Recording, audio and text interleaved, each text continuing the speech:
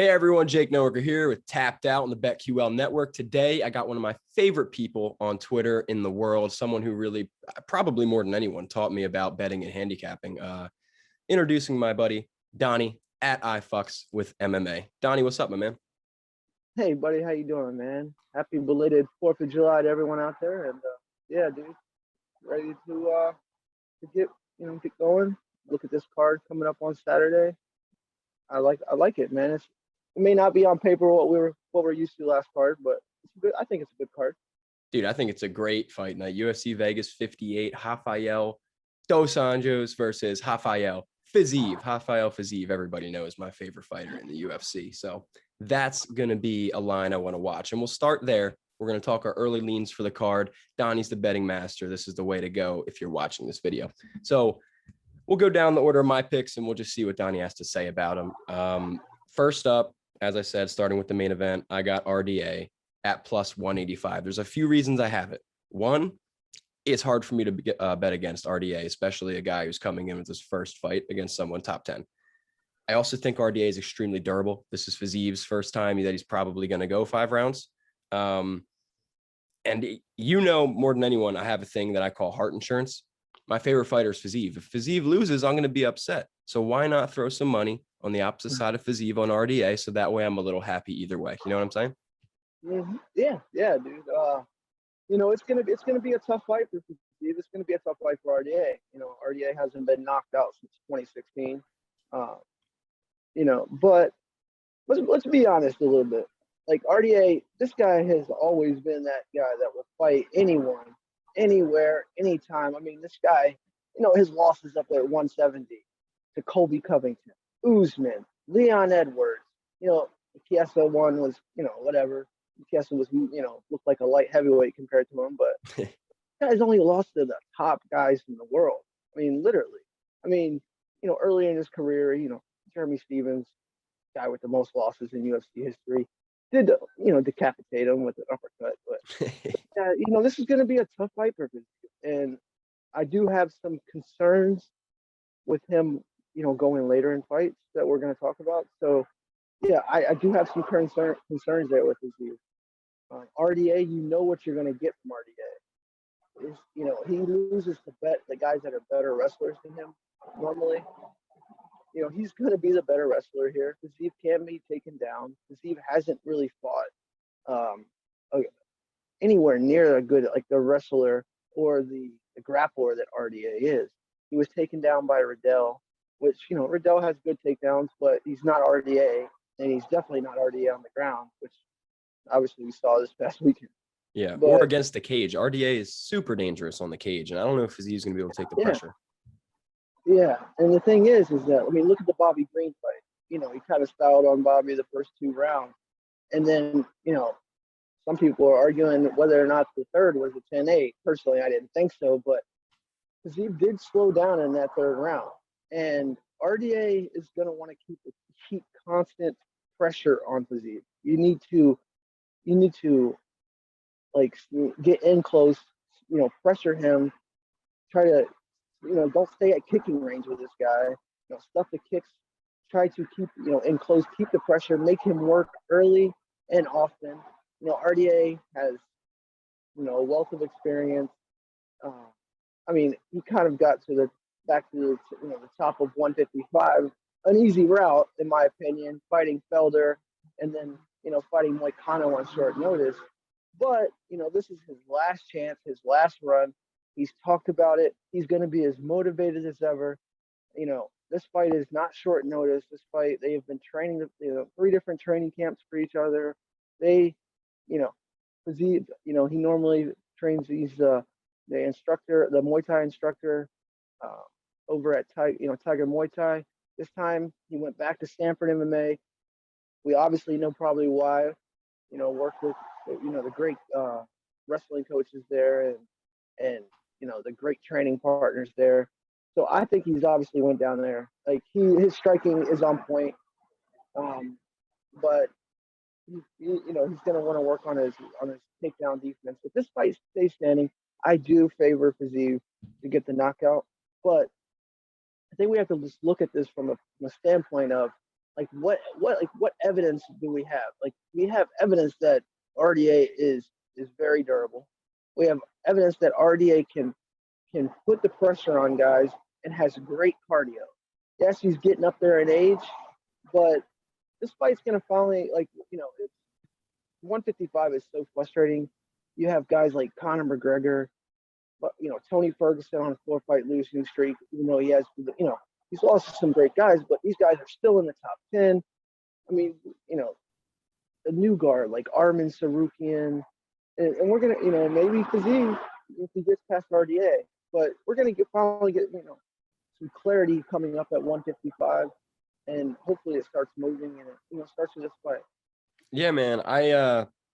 I'm excited for this fight. It's a big test for Fiziev and essentially just the up and comers of the division. We saw Arman last week, in my opinion, or 2 weeks ago, get pretty robbed out of that fight. But obviously, yeah. Yeah. I mean, the judges scored that fight based on.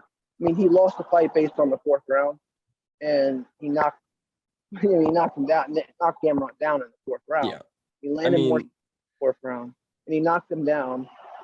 I mean, that it's just, if the judges were more consistent as a better, like, obviously I want consistency. I try not. Obviously I have my favorite fighters, but I try not to. I know I don't bet with my heart. Like Jared Gordon, my good buddy. Right. I don't bet his fight. Like, thing is, I can never bet against them, and I just don't bet his fights because my heart is too invested. And so I try to stay unbiased, obviously, but I didn't, and I really thought Sarukian was the wrong side at the odds. I thought Gamrot or pass was the way to go, but Sarukian won that fight. I mean, he just did, and Yeah, he was robbed. And then we go back to a fight like the Holly Holm fight, a few fight nights before that, and she has the control time in that fight, but she loses. So it's just not consistency.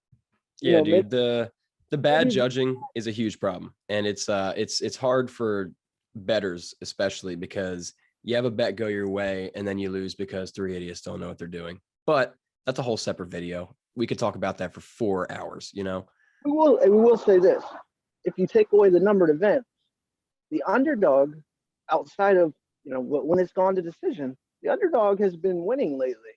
You had Armin Sarukian go down to Gamrot by decision. You had Holly Holm go down to Vieira by decision. You had Qatar, who I thought beat Josh Emmett, go down by decision around in these around the same odds group. And then you had Volkov knocking out Rosenstrike, but as a favorite. But that fight didn't go to. This fight goes to decision, man. Who the fuck knows what these judges are thinking? And I think that's a fair point. Like, that's just more reason, I think, to side with us here in RDA is the underdogs have been coming out on top in the main events with decisions. Throw some down on RDA by decision. I think we're in agreement there. No, yeah. I mean, unless Fiziev really, really gasses hard, and maybe RDA can get him. But RDA, it seemed to me in that Moicano fight, he showed a little bit of compassion because he was beating Moicano up, and that was a beatdown. And then it did kind of worry me, and not worry me, but it is something to think about, the shots that Moicano was able to land. Moicano showed a lot of heart, and Fiziev fought him. Moicano did have some success against Fiziev early with the kicks and with that, fighting at range, because, he's a long guy. But Fiziev was able to knock Moicano out cold. Quick. Yeah, quick. And, Moicano, he showed a lot of heart in that fight, but he did get his ass whipped, and I did think the fight could be stopped on a couple of occasions. Yeah. But RDA did take some big shots in that fight late, trying to show some compassion. You better not show any compassion here, because he's, going to catch a wheel kick to his dome if he does. I just wish we were getting. I do think there's value on RDA by decision, especially, for sure. Me, I don't really generally like to pick props too often. It's hard enough picking sides in this game. Mm-hmm. But with Fiziev and all the hype, it would be awesome to get better odds. And so I'm just gonna wait and see what happens throughout the week. And with a lot of these fights, waiting to see how the odds move. For sure, man. And I mean, I hope that Fiziev catches him with a kick. I just don't think it's happening. So the RDA plus 185 money line right now, looking good. Want to move on here.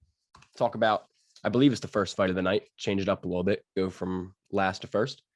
I think we both like our man Ronnie Lawrence here. And you got some things to say here. Ronnie Lawrence is someone you put me onto probably a year ago or so. And I just think his striking is so crisp, so technical. I think at minus 130, he always comes in around like minus 120, minus 150, and he cashes. So give me some thoughts there on Ronnie Lawrence. Man, this guy is, motion, he's always in perpetual motion. He's so well-rounded.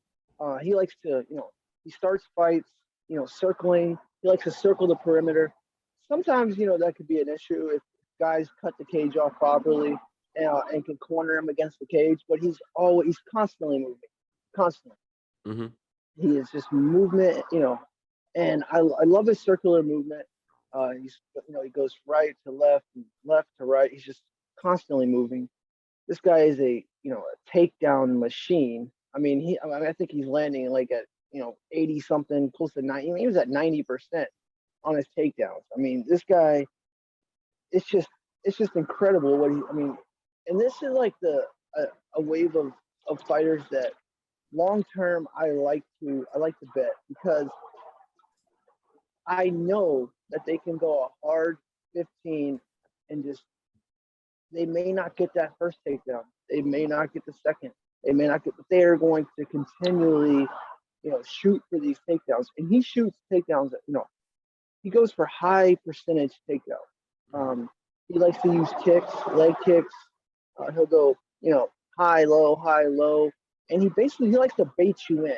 He likes to get you to overextend, or when you throw, he's very good at going underneath, running the pipe on single legs. He has body locks, and this guy doesn't even have a traditional wrestling background. He didn't wrestle in high school. He didn't wrestle in college. In his last 3 fights, 26 takedowns. Now, a lot of people would say, yeah, he had 26 takedowns, but guys got up 25 times. And yeah, that's true. But his top control, that's something he can work on, is his top control. But he's very good at mat returning you. He's very good. And on the feet, he can handle his own. Yeah, I've seen him do good work on the feet. And that's before I started studying the guy. I thought he was a striker, to find out that his main thing's grappling. I was like, oh, interesting. And then you mentioned the 26 takedowns. Absolutely. The thing about guys like that, even if they don't have the top control, they're grinders. And grinders win fights because the judges love that shit. And the opponents hate that shit. So like Ronnie Lawrence is someone that he's not only a grinder, who is someone I like to bet on anyways, but he's technical and he's smart. So I think he's a very dangerous fighter. Oh, he's very technical. And the thing is that, yeah, he lost the fight early in his career to Steve Garcia in Bellator. But the thing is that it was early. He's getting better and better. And he's still new to this game. But the guy, he's just relentless. And what I like, as a bettor, I didn't, I was a little nervous, obviously. But in his last fight against Manny Martinez, we did see him clipped in that 3rd round. It was a spinning back fist, and he tried to get up and got rocked, but he immediately got the takedown. Manny Martinez was working for submissions from his back, but we got to see the guy overcome adversity. Mm-hmm. And, that's something that, it's one thing. You're not always going to be able to go out here and blow these high level, the best fighters in the world out.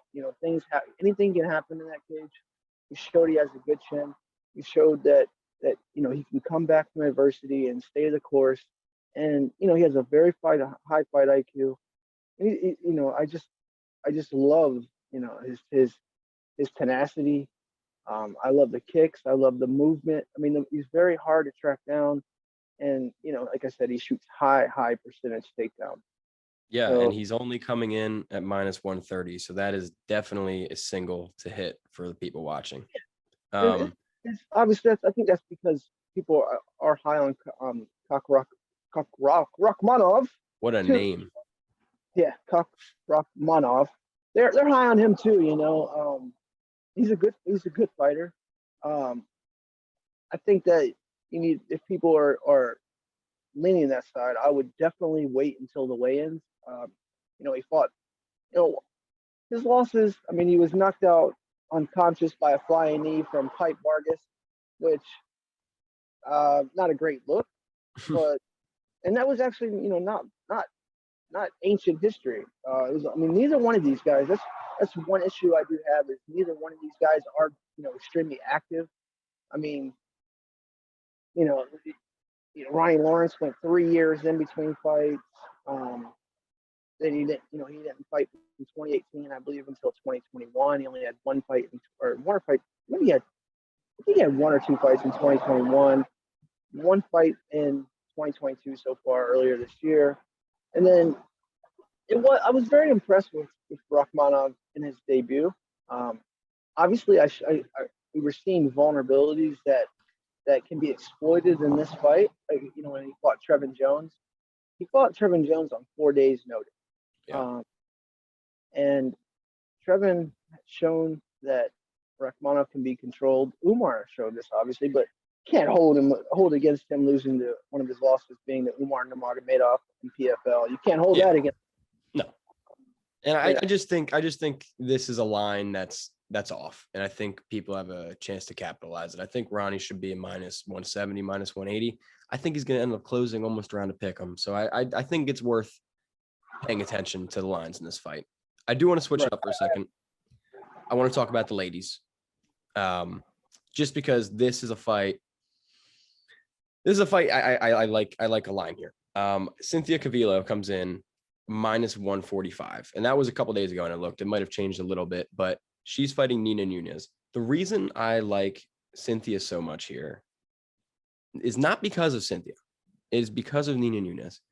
I'm a big fan of Nina Nunes. I love her and Amanda. I love the family. I love them on Tough this season. But watching Nina's last fight against Mackenzie Dern, of course it's Mackenzie Dern, but Nunes looked lost. And I don't know if fighting is going to work out post-baby for her. I have a feeling that pregnancy took a lot out of her, and I could be completely wrong for saying that, but that's just what it looked like in the last fight. It wasn't like Mackenzie Dern came in there and dominated her. She had an easy time with her, and it was because I thought she gave up a little bit, or I thought she gassed, or I thought she didn't think she had it anymore. So that's pretty much what I'm betting against here. I'm betting on Cynthia being the younger fighter. I'm betting on her looking better recently, even against her loss against Andrea Lee. She had her moments. I just don't think Nina Nunes, I don't know if she has it anymore or if she's going to be successful anymore at this high level, but I think at -145, it's worth taking a shot against her.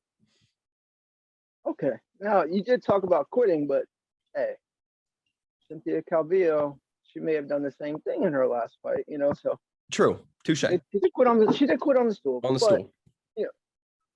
Listen, this is low-level women's MMA. I'll never knock anyone for. I mean, at this point, I do think it's low-level of women's MMA. For sure. Because I have to question right now, Cynthia Calvillo, and an important thing to note, this is up at 125. Nina Nunes, she hasn't fought at 125 in years. I mean, she's been a pro since like 2010. So she's been in the game a long time. Obviously, she's had extended layoffs. Her wife is, a multi-millionaire. So what is Nina fighting for here is a big question of mine. What does she have to prove? She did go on that really good run, beating Angela Hill. She went on a 3-fight winning streak. She's very good kickboxer. But what concerned me with Nina in her last fight against Mackenzie Dern was, on the ground, Dern is the best female in the UFC, in the history of the UFC, probably. But what concerned me was actually the striking. I think Dern was able to bully her a bit, and Nina is a great kickboxer, but she was moving backwards in a straight line with her chin straight in the air. She was getting clipped with hard shots. I think I think Dern would have won that fight on the feet. And I might not have said that going into the fight. I think she would have won that fight on the feet. I mean, she was clipping her with hard shots, but Nina Nunes does have one of the best jiu-jitsu coaches, Chalupa, or from ATT. She does have one of the best jiu-jitsu coaches. She has one of the best training partners. And so there's just my problem with betting this fight is and obviously I think it's dog or pass. I mean, that's just my opinion going into, because I just have so many question marks about Cynthia Calvillo. But I honestly think this is just a fight that you should totally avoid. That's just my opinion. No, I figured you wouldn't like this play of mine, and it will not be a large play. I can tell you that right now. I don't like to bet what I consider as low-level women's MMA at all. I'm just betting a small bit here that I think one of these is low level and the other one's not quite there yet, if that makes sense. But I'm not advertising people. I'm not broadcasting to people to bet this. Yeah. No, but the thing is that I can get the Calvillo side, because I think that it's closer on the feet than it is on the mat. Calvillo has especially if she's on top, obviously, she has a much larger, a very big advantage if it goes to the mat. Mm-hmm. And on the feet, it's much closer. So I can definitely see that angle. I just have question marks on both sides. Where's Cynthia Calvillo's confidence at, losing three fights in a row? I mean, she started her UFC career, 5-1, stuff like that. Mm-hmm. I mean, now she's lost 3 in a row. I just really have to question where her confidence is. But the same can be said for Nina. Nina is, she did her, I think, the best job she could defending on the ground against the US. She stayed safe for a while. She stayed patient. It's just, when she had like 20 seconds to bet it out, but to try to stay extremely still. And against Mackenzie Dern, can't do that. One small movement and it's over. Try for that armbar. It's done. Yeah. So I like your advice here more than I like my advice. Dog or pass. I still might play a little bit on Cynthia, but I think a lot of what you said makes sense to the viewers. This might not be worth the one to hit. But more so pass. Pass. Yeah, don't touch this fight. Pass. That's where I was getting. I think this is a fight that we're gonna gain, information from if it's not a smoke break fight, but go hit the joint, whatever. But yeah, this may just be. I enjoy watching both fights, so I think it's going to be a good fight, a good scrap. Nina's going to be, not confident, but she's going to be motivated at least, and hopefully, and we'll see. But personally, I just this fight's a pass. I kind of agree. So let's talk about an exciting fight. I don't know about the fight I'm looking forward to most, but I think this play is the safest I'm going to talk about. And I think it's a beautiful parlay piece. Jamie Malarkey -230. I do not see this man losing to Michael Johnson. I think he could get pieced up a little bit in the first round here and there. I think Michael Johnson could throw some flav at him, but come on, man. Jamie Malarkey's an animal. That chin's kind of crazy. Those fists are even crazier. And I think there's a 8-year age difference right there. We know how we feel about that. We're running out of time here a little bit, so give me a quicker recap on your Jamie Malarkey thoughts. Man, Malarkey, the guy has a chin. He does take punishment. Michael Johnson, he may have the weirdest UFC career I've ever seen, in that, the wins that he has, Tony Ferguson, but he's fought the who's who, the Khabibs, he beat Barboza, but then this guy will go out and lose to, you cannot trust Michael Johnson. My only problem with Malarkey is that he was knocked out viciously. He tried to hang in there. Who was that? Jalen Turner? Yeah. And so, of course, I'm not saying that the opponent, but my only issue is that Michael Johnson, he fought a quitter in his last fight, and who I think should have been cut, but that's another story. But Michael Johnson, he can surprise you. He has very fast hands. very quick. But this guy is a constant, winning until he's losing. Mhm. The Josh Emmett fight. I mean, look at the Thiago Moises fight. He's, always winning until he's losing. Um, Yeah. but my only problem is Malarkey coming back too soon. Coming back so soon from a knockout loss. That's my only issue. What was that back in, That was February? I think that was 2022. Yeah, that was March 5th, 2022. March. So March, yeah. So what? 3 months, 4 months, something like that. Yeah. So that's It's a little soon. that's my issue. I think that's the kind of knockout, 9 to 12 months, to be honest with you, at least 6. I mean, but that's my only issue is that you don't know what Michael Johnson. You can't bet Michael Johnson in this fight. But you I can be mean, afraid to bet against them, possibly, depending what version shows Yeah. up. I just fear at Yeah, especially 36 if you're years old. Yeah, is that version of Michael Johnson going to come back at 36 years old? I don't know. Malarkey, but yeah. I mean, it's. I mean, he looked good in his last fight, but Alan Patrick is a complete fraud. Yeah. Went against Mason Jones, took the way out, then they rescheduled it and didn't want to come back. He is training with Oliveira, but did that help in his last fight? With training with Dubronx.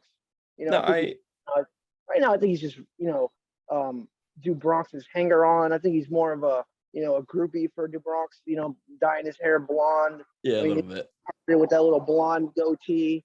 Honestly, it looks like he ate a llama's asshole, but it's just No, I agree with your critique there that there's some potential risk, but yeah, Johnson's just Malarkey is very hittable. What do you know? He fought Brad Riddell. He dropped Brad Riddell. He went to a fight of the night with him.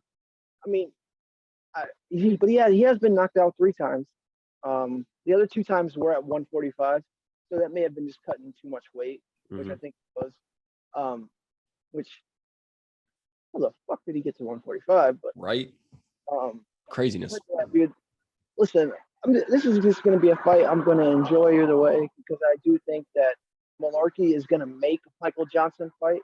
Mm-hmm. And we've seen what Michael Johnson can do when he's forced to fight on the feet. I mean, so, if he gets clipped or if he gets hit to the body, a lot of times he'll fold before he gets knocked out cold. Yeah. He bites down. And speaking of 4th of July, yeah, there's fireworks coming from this fight. 100%. That's the style. Yeah. I only have 3 minutes left. Sorry, go ahead. Yeah, sorry. My main concern, like I said, against Malarkey is just, how hittable he is and is coming back too soon from the knockout loss. But you can never have confidence in Michael Johnson. Yeah. So I was just saying, we have like 2-3 minutes left before Zoom kicks me off because I'm too cheap to pay for the pro version. So let's just talk about this last fight I have written down for like 1 minute.